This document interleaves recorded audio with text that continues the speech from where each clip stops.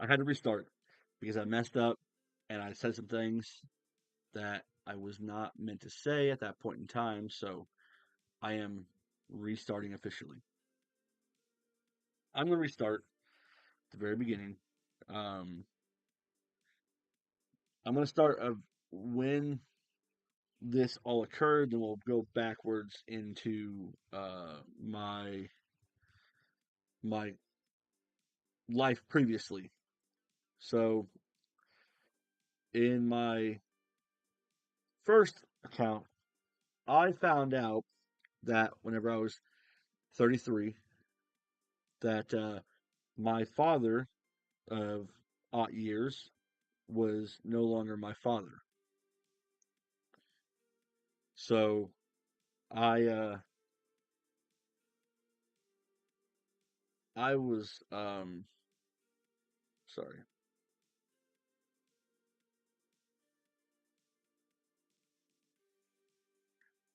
my apologies. I was getting things ready. I found out that my father of so many years is not my father, and I found out because I took a DNA test, and it turns out that I was actually uh, part Mexican. So for the longest time, growing up in uh, a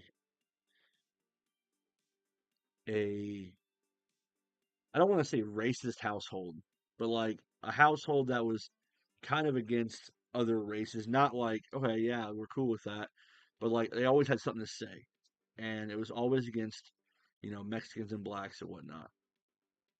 Um, but excuse me, it's crazy finding that out. Um, I know that when I found out, I talked to my mom about it, and I just generally brought it up. I said, "Hey, do you know such and such person?" She's like, "Yeah, I dated him in high school. Why?" It's like, "Okay, well, it says that he's my dad, and that's who my dad is." And so she's like, "Well, how do you know that?" And she starts getting a bit defensive with me, and I'm like, "Well, you know, I I went through and I did all the stuff and whatnot and figured it out and called him and we talked and whatnot and he remembers you and talked about his whole life and whatnot." And then she kind of got really defensive about it, and then she started saying that everybody would call her names and say she was this and say she was that, and it kind of made me upset because she was negating my feelings about it, and I had to basically shut myself up. And then my little brother and grandma came out, and it was basically three against one. And I'm only saying that because I was feeling a certain type of way. I felt like since my entire childhood, I was basically placated against my raised father, that I was hated, and for years I had brought it up to everyone. Nobody said anything to me about it. Everybody said, "Oh, well, he's just your father. You only have one dad, so don't worry about it." So I was like, "All right, I'm very upset. I'm extremely angry at this point." And I was like, "Well, like, okay, what do I get? Like, what closure do I get from finding this out? Yes, we understand you were a teen and whatnot. You did what you had. The vicious upbringing, the childhood that I had, that was just horrific. Sometimes it was really good. I'm not saying that every single moment was an absolute, thunderstorm of destruction. There were some times that I remember with my dad being brought up was really awesome. There were some things that we did that was amazing, but it it really wasn't something that happened all that often. We were only there every other weekend, so with us being there. But uh, yeah,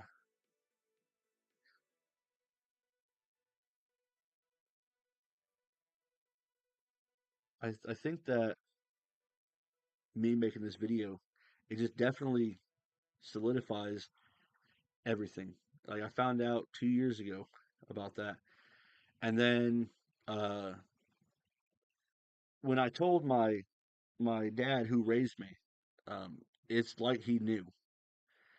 Like I told him, I said, "Hey, here's what's up. Here's what I found out," and he goes, "Oh, okay." Like not shocked whatsoever. And then I asked him, I said, "Hey, do you know about this? Did you know?" He said, "Oh well, I had some kind of idea." So then it kind of stayed inside of me, like, okay, so you knew what happened with me. You knew that I wasn't actually your kid, and you treated me that way. Like you treated me like crap, like below dirt than my little brother because I was not 100% your kid, and you had some type of inkling into it, and so it was just a absolutely massive blow to my not my ego, but like my childhood when I was younger. Like I knew that he hated me when I was younger, but now that he's basically lost contact with my little brother, he's basically latching onto me because I'm his last hope of, you know, having somebody to talk to and all these kids and whatnot for grandkids. So he's just talking with me and hanging out and trying to be cool and cordial with me.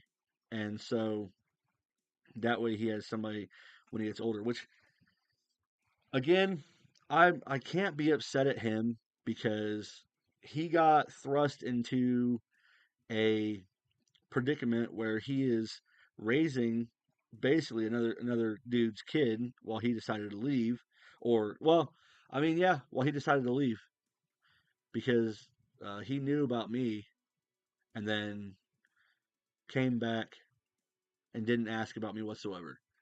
But my aunt on his side, I guess she'd been keeping tabs on me, but she wasn't wanting to get close. I don't know. I don't know what happened on that side. But anyway, starting out with the very beginning when I was like 5, I was making beanie weenies for my little brother and I in my raised dad's house, and uh, I was just stirring the pot because we knew how to use the stove. We were 5 years old. It's not a huge deal. We basically buy ourselves a lot. So I was making that, and then I dropped something. I think it was a spatula or a spoon or something. And then my little brother, he grabbed the handle of the pot and he grabbed it and pulled it down. And when he did, it fell on my back and fell all over the ground. And I'm sitting there screaming and writhing in pain. And it's like poetic um, darkness that my dad walked in and he seen the beans on the ground. He seen the pot on the ground. He started yelling at me, started screaming, calling me dumb, calling me an idiot. It's basically being very um, derogative toward me. And I had to clean up the beans. All while my back was pretty tore up. Um, I just had to put a cold rag onto it and move on about my life. That was it. Um, so I was very uh, forgotten about, really, from the very beginning. Then when I was like 6 years old, I was in my room playing, and my dad called out to me, and he's like, "Get in here, get in the bathroom." I'm like, "What's up? What happened?" He goes, "Did you look at this? See that pee on the toilet seat?" Yeah. What happened? I told him, I was going to the bathroom, and I had this instinctual, what happens if I do this? I was peeing, and then I turned really fast, and I peed in the trash can, and then I got a little on the toilet seat. So I wasn't thinking about anything, and next thing I know, he hit me in the mouth. Backhand, right in the mouth, split my lip open, started bleeding. He hands me a cup, tells me to go stand outside, stop bleeding on his floor. So I'm standing outside, spitting in a cup, and my grandma walks by and she's like, "What are you doing out here spitting in a cup?" I told her, I said, "I'm crying uncontrollably." I told her, and she goes, "Well, you shouldn't be peeing on the toilet seats." She went inside, and then that was that. Um, but it wasn't like complete darkness all the time. It wasn't always horrifically bad when we went there. You know, his anger was just extremely bad. Like when he got upset, he got upset. So there was a couple times. There was one time when I was 8 years old. Um, we were driving to my grandma's house, and I was talking to him about something that my mom and her husband were doing, and I called him uh, Dad, and he slammed on the brakes. He told me to get out. I said, "What?" He said, "Get out of my truck. You're gonna call another man Dad? Get out of my truck."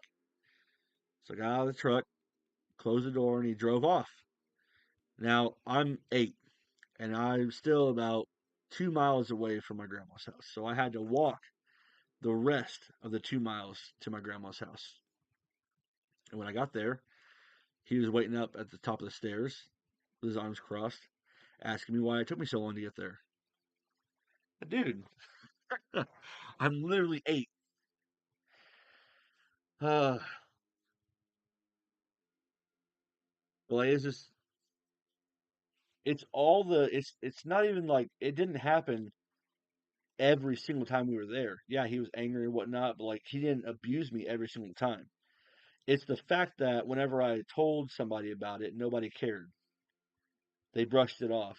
Um, Whenever I told my mom about it, she wasn't there. And, my mom is, I love her to death. My mom is very dramatic. Um, she likes to uh, not be at fault with something happens. So if something happens and it's basically like, okay, all these things happen, and then she's the bad, not the bad guy, but like, she's not looking good in this situation. She'll start crying and she'll use her tears against whoever's telling the story. And she'll get very upset. And if she's not getting through with the tears and whatnot, she'll stop. And then she'll stop the crying and she'll just get really mad. Like, okay, the tears aren't working, so now it's time for me to get upset. And I'm like, okay. Um, so I find out that, my dad is my dad. And uh, I'm sorry, I'm way ahead, way ahead. Um, when I'm see here, hold on, let me try to think real quick. So go here, and I'm not gonna say I'm a perfect kid. We got into so much trouble when we were younger. Like we deserved some of our butt whoopings, 100%. I 100% deserved some of the butt whoopings I got. There were times where we busted out car windows and whatnot because there were just junk cars in the back that were just sitting out there, had the vines growing over them. But we'd throw rocks through and whatnot. So I deserved some of the butt whoopings we got. Uh, but there was also a lot of times where, like, if you know it goes too far, you're like, all right, this is going a little bit too rough. Like, you shouldn't be doing this much for what happened. But then you tell somebody, and they're just like, oh, well, he's your dad. You only have one dad, so you have only one dad, right? Okay, only one dad. So just because he does that doesn't mean that you shouldn't love him any less. He's only one dad. It's super annoying too. Um, Gosh, there was one time I think we were like I want to say like 10 or 11. I was 10 or 11. And he got arrested for something, but he basically went to jail for possession. And he cut right here all the way up in the middle of his hair, everything, and then like on one side shaved it all of it, 100%, all of it. On the other side, he left all of his hair. And uh, when my mom seen him, she's like, "What are you doing?" And he's like, "Oh, I'm living. This is my truth. there's always two sides to every story. So that's just that's the only time she didn't send us with him, which good on her for that one, because what the heck, dude? But then like the biggest thing that we get from parents all the time is we don't have a manual to raise you. Like that's the dumbest fallback thing I've ever heard in my entire life. Yeah, you're teenagers, you don't know what you're doing. Why were you doing other stuff then? If you weren't ready for a child, you shouldn't have been doing that. Hmm? Kind of like we were told when we were younger. If you ain't ready for a kid, don't stick your wick in it. So, um, yeah. Whenever I was 12, uh, I think I was. This is my last year of Little League baseball when I was 12, and I was playing on an opposite team of my little brother, and my dad would come to the game and actively root against me, telling my little brother to beat me and all this other stuff. And then he would start yelling at me while I was up to bat, trying to make me miss the swings and whatnot. And people were just like, "Oh, hey, isn't that your kid and whatnot?" He was just ignoring him. And I think that was the one he got thrown out of the game because he was being so loud and rambunctious, and he was, basically booing me the entire time. So I had my biggest hater. The biggest hater I ever had was my dad. So that happened, and then that Christmas um, was I got a pair of socks for that Christmas, and it was like the bargain bin socks. Like the socks would have like the white and then the three gray stripes on it, and then the toes and whatnot. I got those, so it was like four pair of socks. It was like $2. A gift is a gift. I don't care. It is what it is. But my little brother got a Xbox 360. Okay, so uh, I was extremely jealous as a kid. Came in and he snatched the controller out of my hand, and he told me that it wasn't my game. It was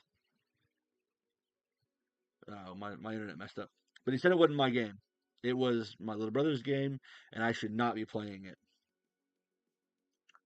Like, all right, whatever, no big deal. Um, but then getting older, I realized that you know I don't think he liked me at all when we were growing up. And see, here's the thing though, because I can't really blame the guy. Like he got stuck raising someone else's kid the entire time, and basically he had to pay for everything. He had to pay for my stuff. He had to pay for child support, and I wasn't even his kid. And he had some type of inkling about it.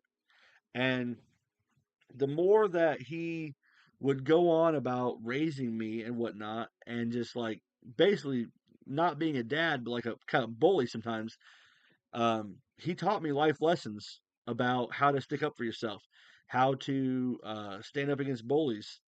And I feel like him being the biggest bully in my life actually made me into the rigid person that I am today. So I'm able to take care of myself, fight if I need to, and then also express feelings in a certain way. Because if you're not able to hold everything in at a certain time, then you have to talk to somebody else about it.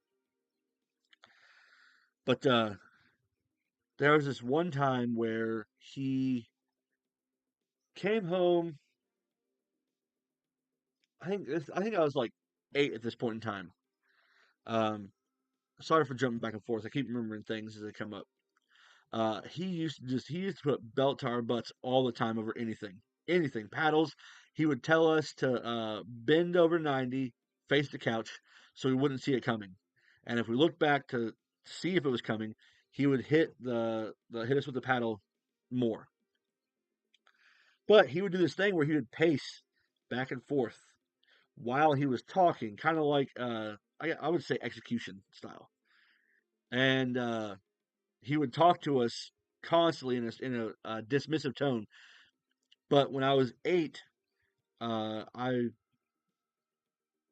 I was in my room and he got home from work and this dude was sobbing. Now imagine a man that is constantly abusing you, that is yelling at you, calling you weak, calling you the P word for women genitalia, and saying that you're gay and all this stuff, comes home absolutely bawling, calls you guys in, your brother and you, and holds you and starts crying. He says, I seen the worst thing today. And we're like, what'd you see? And he said, I saw a dad stop on the side of the road, open the door, pull his kid out, whoop his kid with his bare hands, and then tossed him back in the door and closed the door and drove off. I don't think I could ever do that to you guys. My guy, you have done literally worse. Like, what that guy did was, hey, discipline. Here you go. What you did was worse. Like, I don't understand it. And that's when I learned about coke addictions. Oh man, they elevate your emotions and they make you feel a certain way and they make you overstimulated to what's happening. So that's where we figured out, okay, you know, I mean that's not where we figured it out. It was later on the road when he got arrested for it. We figured it out. All right, cool. This is what happened. So uh, when we were, I want to say 15, 15 or 16, somewhere around there. We were, just out and about doing our own thing. Dad was never home. He was always out with women doing things. He wouldn't come home till like 9:30 or 10 at night, and we'd already be in bed. And we'd be out riding our bikes and whatnot. Ooh, excuse me. And there was one time where he got my little brother got his bike stolen, and we went down to the town fair or the county fair, was whatever it was. There was something downtown that we went to, and we seen the bike. We're like, all right, cool, here it is. And so my dad seen it, and then my little brother seen it, and I seen it. And so he looked at my little brother and he said, "If you don't get it, I'm whooping you down." All right. So he sprinted after the guy, jumped on him, threw him down, and we got the bike back from him. And then, that's where we learned about, we gotta take back our stuff. If someone takes it from you, take it back from them. Don't let nobody punk you. That was the biggest thing that we learned. So, like I said, it's not absolutely horrible. Like there are people who have had way worse lives than I've ever had. I've had stuff. I've had food. I've had clothes. I'm thankful for all that. There is just some things that happen in my life that I feel like can benefit other people that go through this. So if you have an understanding of what happened in your life, like okay, you feel like your dad's mistreating you, you feel like something's happening to you, like maybe you should check into seeing why. Do you have another dad? My hair is super tall. Oh my goodness. But um yeah, whenever I turned 18, my dad got into a little fisticuff with my little brother, and he was telling him that if he left the house, he was going to hit him in the back of the head the entire time, all the way to my mom's house. And he was doing that. So as he was doing that, he just kept following him and hitting him until he finally came back home. When he came back home, he walked in the door. He was crying because obviously you get hit in the back of the head the entire time. What are you going to do? And then we started yelling back and forth, um, getting real loud with it. And he had this jacket. It was like blue and black. I can't remember what it was, but it was something. And he was wearing it. And I was like, all right, you know what? I've taken a couple wrestling classes. I've done wrestling in high school. I said, I'm tired of this dude. I'm going to throw him. So I got him by the coat and I throw him through the screen door. break the screen door open, and he's laying on the ground because he's drunk again. And so me and my little brother, we walk over him. I told him, I'm never coming back here again. I don't want to talk to you ever again. And I didn't talk to him for like 5 years. Is it 5 years? Let's see here. Hold on.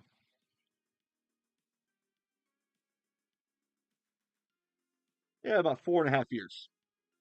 And the one time that I did talk to him was during my graduation from the army. He said he wanted to come down and he wanted to see me and whatnot. And I felt a hot pain in my chest because I was like, I don't want to be around him. I don't want to see him. And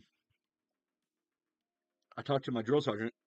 I said, hey, DS, here's what's going on.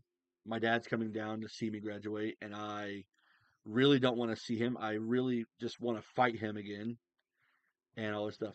And he told me something that I'll never forget. He says, everybody is going to wrong you at one point in your life. It's how you use that to move forward. If you use it to motivate you, or if you use it to hold you down, is what it defines you by. So I was like, all right, that's cool. I appreciate that. Thank you. So I used that to move forward. I understood that what happened in the past happened in the past. So no big deal. We move forward. I was still extremely angry because of my childhood and the way I was brought up, the way that I was treated. But I was like, let's let bygones be bygones because I know that you and my little brother aren't getting along really well right now. So I guess I'm your fallback kid. So we get out, take pictures and whatnot, be a fake happy family for a little bit, do some smiles, and then get back home. And I really don't start engaging with him until like probably five five more years after that. Yeah, uh, about 5 more years after that, I'm just sitting there, not really talking with him, but he starts talking to me about. Well, hold on, sorry.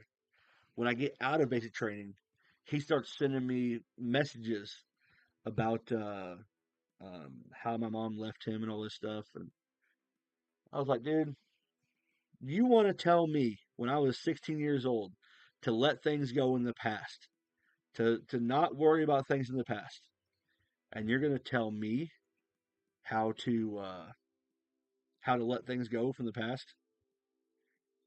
So I I told him, I said, listen, you either move forward with your life or you shut up about it and just stop talking to me ever again. Like, don't talk to me anymore. And he's never brought it up again once. So kudos to him. Um, and then, progressively we started building up our relationship, talking and whatnot. And I've become less angry about it as I get older because, it's when I was a kid. He was kind of a kid as well. Um, and then as I grew even older, now that I'm of my age now, I basically seen that uh, he was pushed into something that he had absolutely no business being in. And it was my mom who threw it on him, you know. So there was uh there was a whole thing. I'll get to that in a minute. So when I initially found out that my dad wasn't my dad, I had a whole bunch of questions. Firstly was being, why did you send me over there if you knew he wasn't my dad? Why was I forced to go over there? And it was told that he basically had been there for me. So because he had been there for me, he was gonna be my dad. So well, that's very stupid because you sent me into a place where I was abused, I was yelled at, um, tortured really for being some other person's kid. And he knew that, you knew that, and then I found out that my grandparents knew that, and it That one, that one hurt really bad. That one hurt me really, really bad. Um, it was. I always viewed my grandparents as being just straight laced. Excuse me. Being the best people.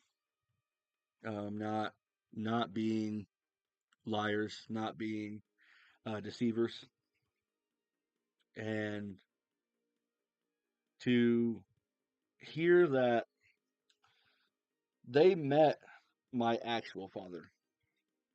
They welcomed him into their home. Oh my goodness! And they told him that everything's okay, it's fine. Uh, they actually ran him out of town where I was living at because they did not like Mexicans. So they took it upon themselves in the school district to basically run him out of town, saying obscenities to him. So I understand not wanting to be around, uh, but also there's no like it runs in the family, leaving kids behind. Uh, I also have a daughter of mine that I did not do well with. Um, Me and her mother had a falling out. Well, she cheated on me, but that's neither here nor there. I decided that it'd be the best thing for me not to be a parent, and yeah. But um, I think that me knowing that I could just leave my problems behind me was part of my growing up. That you could just decide, hey, you're done. I'm done with this.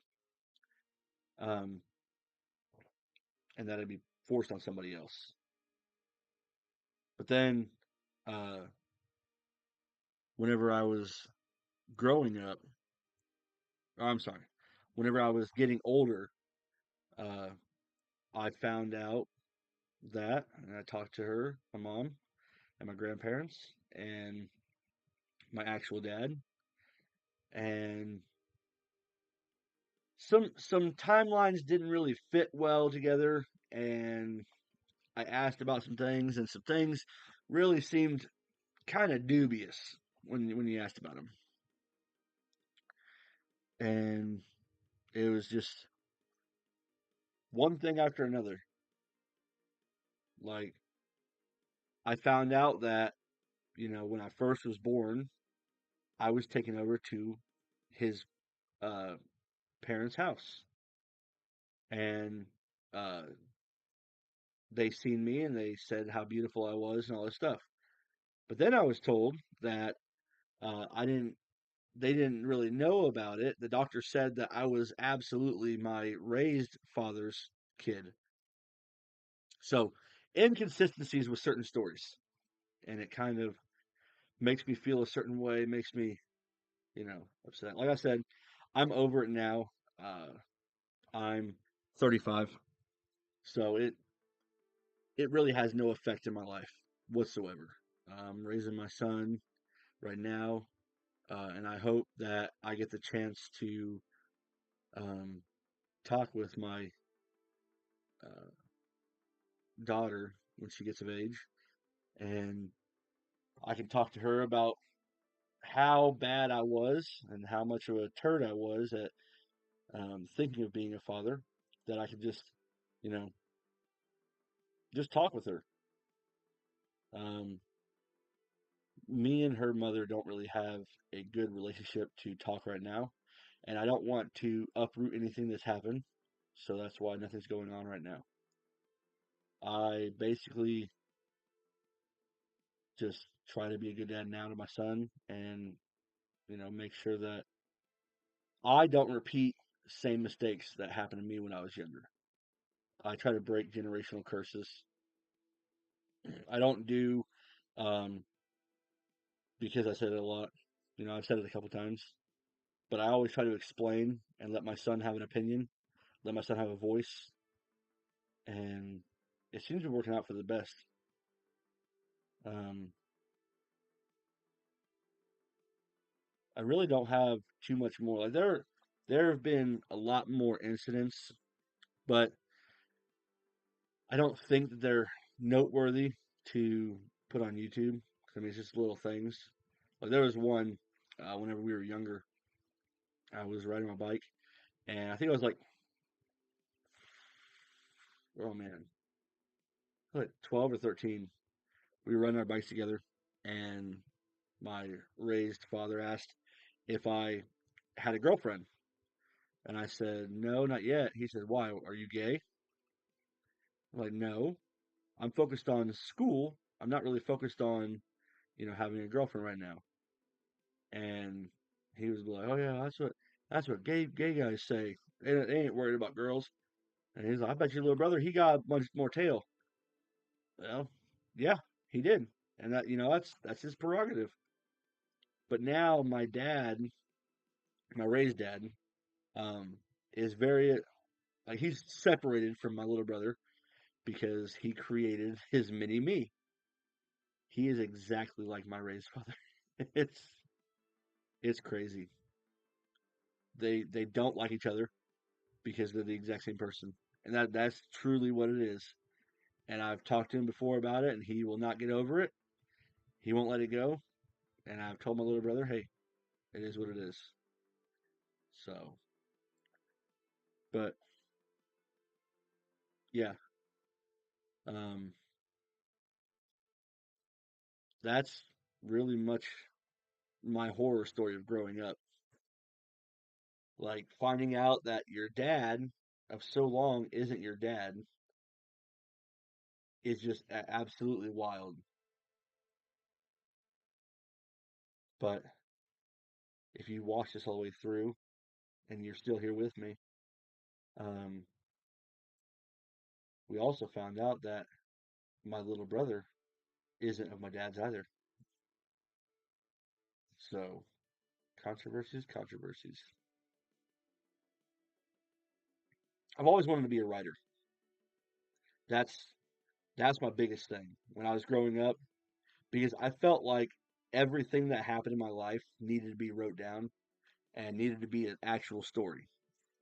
And I've seen so many movies where the kid doesn't know that somebody else is their dad and whatnot, and they find out later on, and then everything's all a okay, everything's fine. I do not have a relationship with my actual dad. Um, I tried. He lives farther away from me, and I think that having a 33-year-old baby boy is very detrimental to a starting relationship. There's no way to have a relationship start out that way. So I don't think it was ever going to happen. Um, Plus, I found out also that he had two other kids down in Texas that I don't know if he just left or whatnot, but now he has his new family, and hey, good for him. He has his own thing, doing his life. So, but yeah, that's that's really it. And I wanted to put this out because I I have a book that I'm writing about my life, and it's a lot more graphic than the stories that I told on here because of what happened growing up. But I also think that it is a good Kickstarter because it's my life that I put on camera, and I can definitely use it for promotion with my book. So hopefully I get that written soon. I doubt it. It's gonna take me forever. I procrastinate for so long, but that's also why I like scary stories as well because they always have some type of catch ending, something that's terrible. So, but that's all I'm gonna talk about right now. I'm gonna be done. I got everything out. But yeah, I'm gonna be reading some more creepypastas later, and this is it. This is the last time I'm gonna put this out. I don't think I'm gonna remake this. I don't think I need to. One and done, I always say.